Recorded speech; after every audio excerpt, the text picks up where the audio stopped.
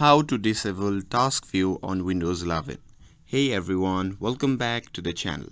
In today's video, I'll show you how to disable the task view button from the taskbar in Windows 11.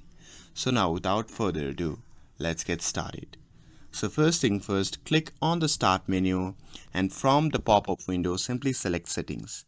And here, once you are in the settings window, simply click on the personalization which can be seen in the left sidebar. And here, once you are in the personalization section, simply scroll down and click on the option labeled as taskbar. And here inside the taskbar at the top you can see the option labeled as task view. So to disable the task view button, simply toggle off that switch. And that's it. That's how you can disable task view on Windows 11. With this, if you found this video helpful, then don't forget to like, share and subscribe to get updated for more videos. Thanks for watching and I'll see you in the next video.